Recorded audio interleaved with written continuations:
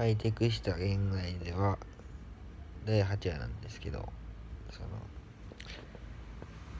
まず銭湯などを利用前に持ち物をチェックするっていうシステムを導入するべきだというふうに僕は思ってます。そうすることで絶対に盗撮ができないようなシステムっていうのを未然に強化していくべきなんじゃないかなというふうに思います。そういう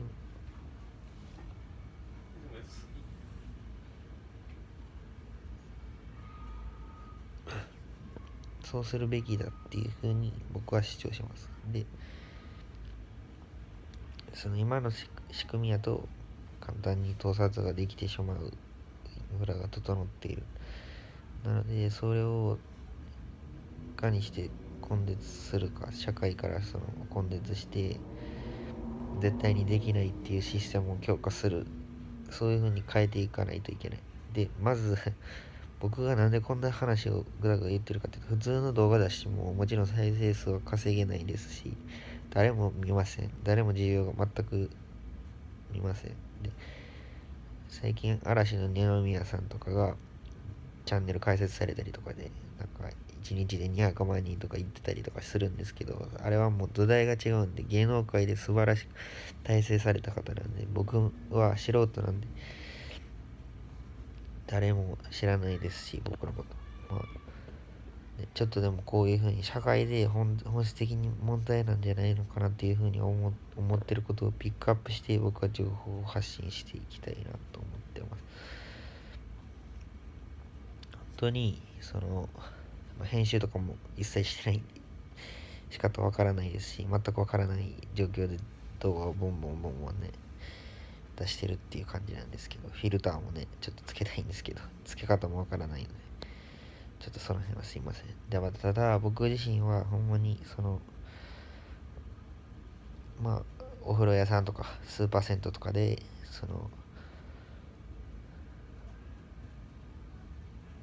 絶対に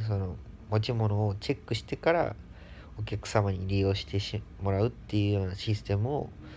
導入するべきなんじゃないかなっていうふうに、個人的にそういうふうにはシステムに変えていかないと、例えば平成30年だけであった盗撮の件数っていうのが大体年間4000件ぐらい検挙されてるんですね。ただそれでも減らないんですよね。例えば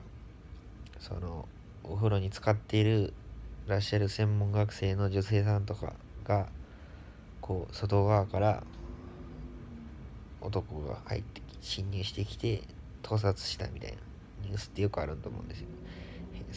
家のお風呂を外側からに回り込んで盗撮して、それをなんかネット上で広めたみたいな、そういうニュースがあったんですけど、最近があったように、ほんまに普通の一般的なそういうスーパー銭湯とかって日本だけの独特のものなんで、あれいうのをに関しては持ち物を持ち込みができないように徹底強化するべきじゃないのかなというふうに思います。もしね、本当に加害者側に回ってしまうと、ほんまに捕まってしまうと、結局すごく